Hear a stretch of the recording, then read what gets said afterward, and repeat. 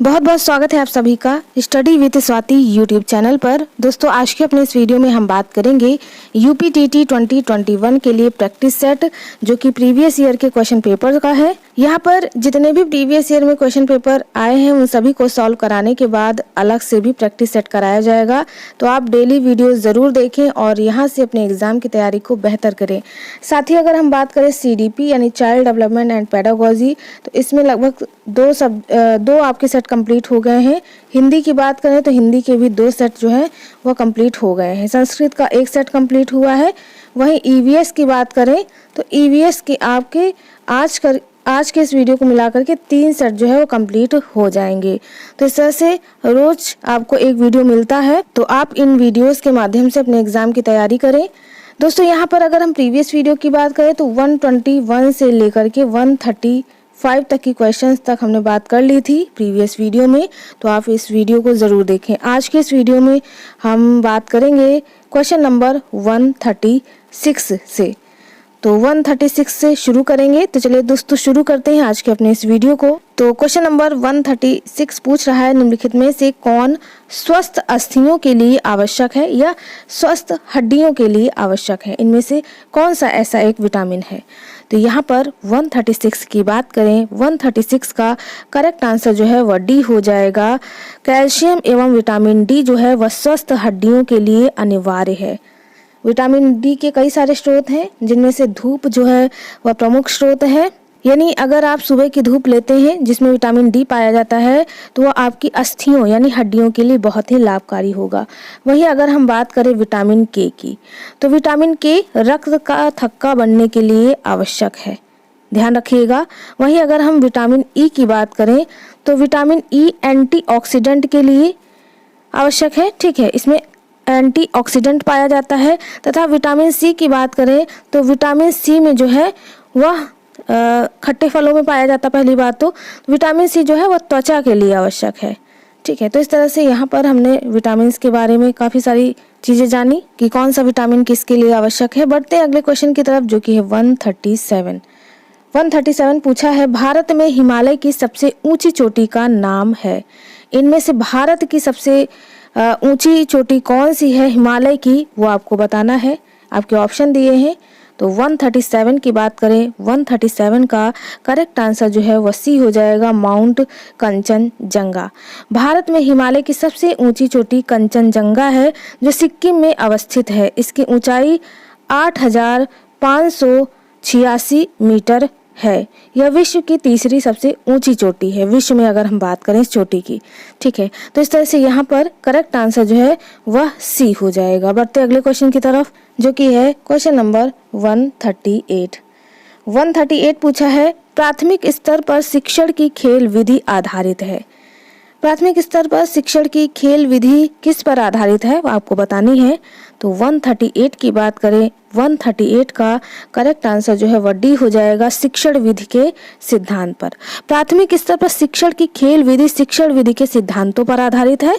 इसका उद्देश्य क्या है? तो इसका उद्देश्य छात्रों को स्वाभाविक रूप से उनकी रुचि के अनुसार शिक्षण देना, ठीक है। तो इस तरह से हम कह सकते हैं कि जो शिक्षण विधि के सिद्धांत हैं वह रुचि पर आधारित हैं। बच्चों में किस प्रकार की रुचि है, किस प्रकार का इंटरेस्ट है, किस चीज़ में इंटरेस्ट है, वह खेल विधि के माध्यम से हम पता कर लेते हैं, ठीक है। तो इसका आंसर करेक्ट हमारा डी हो जाएगा। बढ़ते हैं अगले क्वेश्चन की तरफ जो कि है क्वेश्चन नंबर 139 पूछा है वायुमंडल की सबसे निचली परत का क्या नाम है। तो यहाँ पर वायुमंडल की सबसे निचली परत का नाम पूछा है, वो आपको बताना है। तो यहाँ पर 139 की बात करें, 139 का करेक्ट आंसर जो है वह डी हो जाएगा, क्षोभ मंडल। इसका एक ट्रिक भी है वायुमंडल की परतों की कि छोड़ सबको मैं आया बाहर।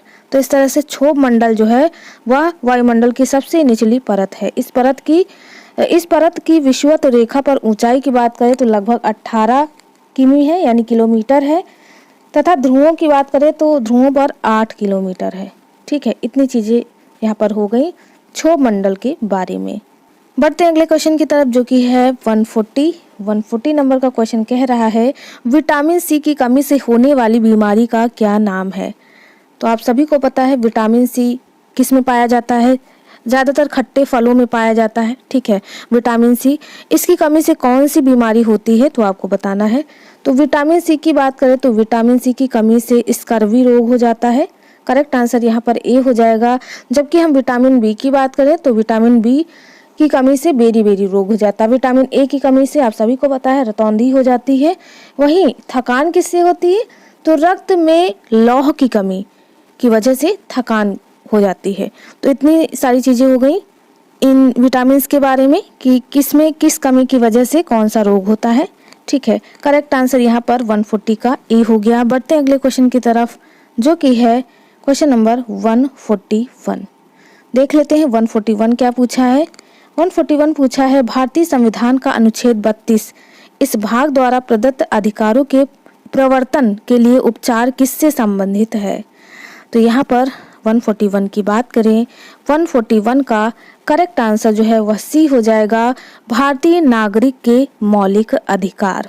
अगर हम बात करें कि भारतीय संविधान के भाग 3 की, जो भाग 3 है वह क्या कहता है, तो भाग 3 तथा अनुच्छेद हमारा जो है 12 से 36 का संबंध जो है वह मौलिक अधिकारों से है।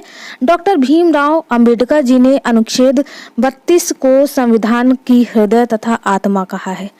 ये क्वेश्चन भी पूछा जाता है कई बार कि अंबेडकर जी ने किस अनुच्छेद को संविधान की आत्मा कहा है, आत्मा और हृदय कहा है, तो वह 32 है अनुच्छेद। तो इससे भी क्वेश्चन बन सकता है। तो यहाँ पर हमारा करेक्ट आंसर 141 का जो है वह सी हो जाएगा, भारतीय नागरिक के मौलिक अधिकार, जो कि 12 से 36 में दिए हैं और भाग 3 के अंतर्गत आएगा। ठीक है। बढ़ते हैं अगले क्वेश्चन की तरफ, जो कि है क्वेश्चन नंबर 142। क्वेश्चन नंबर 142 की बात करें तो 142 पूछ रहा है असम का प्रसिद्ध एक सींग वाले गैंडे वाला वन्य जीव अभ्यारण्य कौन सा है। आपको बताना है इनमें से कौन सा है असम का एक प्रसिद्ध मतलब गैंडे वाला वन्य जीव अभ्यारण्य। आपके ऑप्शन दिए हैं। तो यहाँ पर 142 की बात करें, 142 का करेक्ट आंसर जो है वह बी हो जाएगा, कांजीरंगा जीव अभ्यारण्य। अगर हम बात करें कांजीरंगा वन्य जीव अभ्यारण्य की, तो यह असम राज्य में स्थित है। असम राज्य में ये कहाँ है, तो ये असम राज्य में ही गोलाघाट एवं नवगांव, गोलाघाट एवं यहाँ पर लिख दे रहे हैं नवगांव यहाँ पर आपका स्थित है, जिले में स्थित है। यह अभ्यारण्य एक सींग वाले गैंडे के लिए प्रसिद्ध है। यह विश्व के लगभग 2/3 एक सींग वाले गैंडे का आवास है। तो दोस्तों इतनी सारी बातें हो गई कांजीरंगा नेशनल पार्क के बारे में। दोस्तों यहाँ पर एक और क्वेश्चन आपके एग्जाम के पॉइंट ऑफ व्यू से पूछा जा सकता है कि जो जिम कॉर्बेट पार्क है या Jim Corbett tiger reserve park है, उसका नाम बदल करके क्या रखा गया है। तो दोस्तों अगर हम बात करें Jim Corbett tiger reserve park के बारे में, तो इसका नाम बदल करके रामगंगा नेशनल पार्क रख दिया गया है। 3 अक्टूबर को इसका नाम बदला गया है। तो आप इस चीज का भी विशेष ध्यान रखिएगा। ये आपके एग्जाम के पॉइंट ऑफ व्यू से पूछा जा सकता है आने वाले यूपीटीटी में। तो यहाँ पर इन चीजों का भी आप विशेष ध्यान रखिएगा। बढ़ते अगले क्वेश्चन की तरफ, जो कि है 143।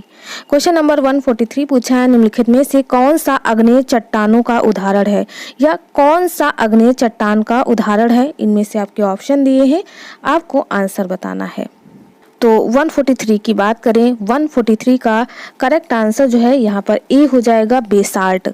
आग्नेय चट्टानों का निर्माण जो है वह ज्वालामुखी उद्गार के समय निकलने वाले लावा यानी मैग्मा के पृथ्वी के अंदर या बाहर ठंडा होकर जमने से होता है। इसके उदाहरण कई सारे देखने को मिलते हैं।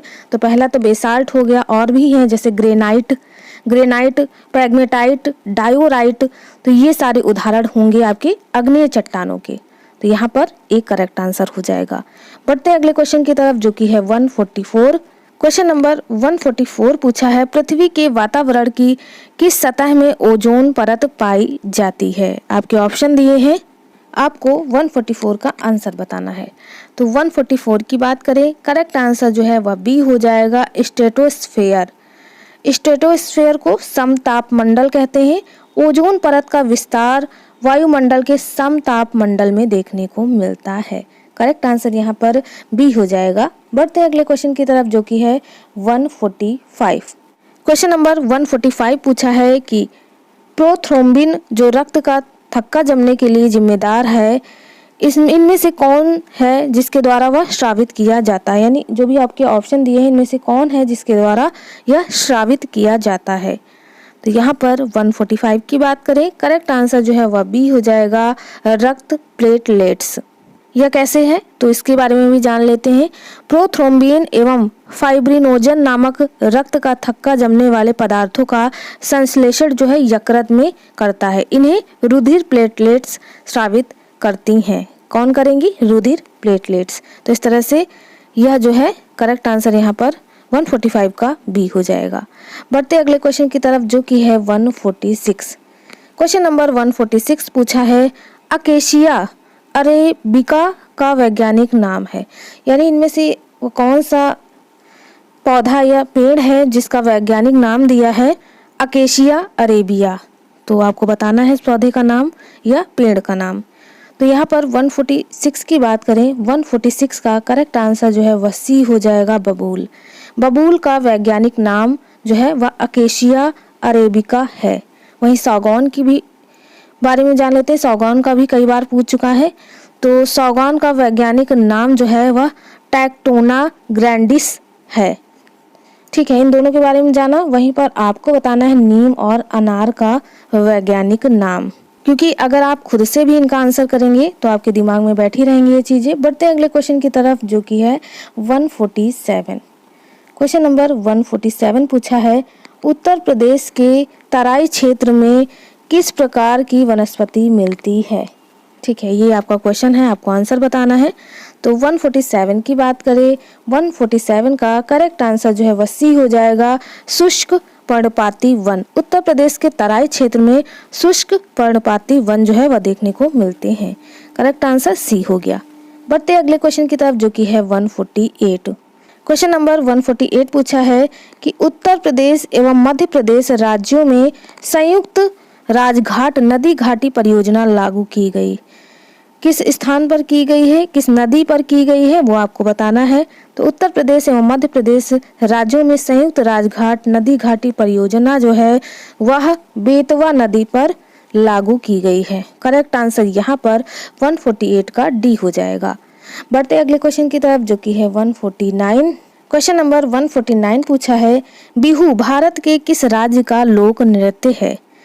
आपको बताना है कि बिहू जो है वह भारत के किस राज्य का लोक नृत्य है। तो 149 की बात करें तो करेक्ट आंसर जो है वह सी हो जाएगा, असम। बिहू जो है वह असम का लोक नृत्य है। वहीं अगर हम बात करें तमिलनाडु का, तो तमिलनाडु का जो लोक नृत्य है वह है भरतनाट्यम। वहीं अगर राजस्थान की बात करें तो राजस्थान का घूमर है। और उत्तर प्रदेश की बात करें तो उत्तर प्रदेश का कथक है। ठीक है, करेक्ट आंसर यहाँ पर हमारा 149 का सी हो गया। इस तरह से हमने सभी के बारे में जो भी लोक नृत्य हैं वह जाने। बढ़ते हैं अगले क्वेश्चन की तरफ जो कि है 150। ये हमारा आज की इस वीडियो का लास्ट क्वेश्चन है।